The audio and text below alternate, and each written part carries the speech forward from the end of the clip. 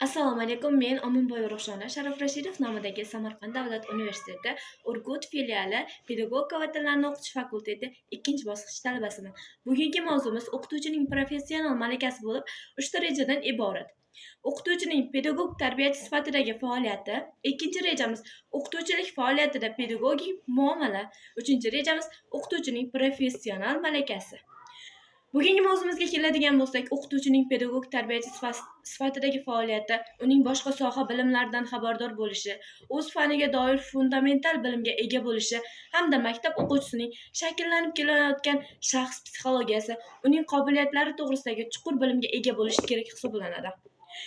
Kishilik olamida sodir bo'layotgan sotsial voqea hodisalarni to'g'ri idrok etishi va ularga to'g'ri baho berishi, guruh jamoasini yaxlit va har bir o'quvchini puxta o'rganib bilishi, ularning xulq-atvori, sotsial faoliyatini oldindan aytib bera olishi mahorati g'oya katta ahamiyatga ega hisoblanadi.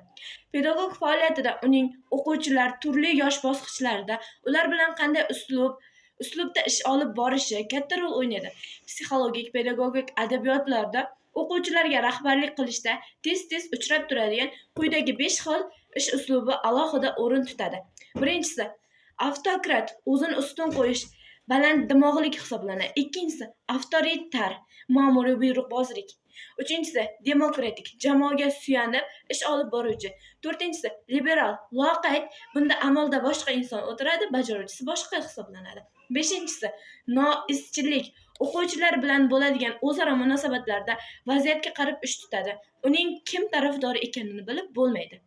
Real hayotda pedagog faoliyatda uning rahbarlik usuli ham turli subyektiv va obyektiv omillarning ta'siri ostida shakllanib boradi.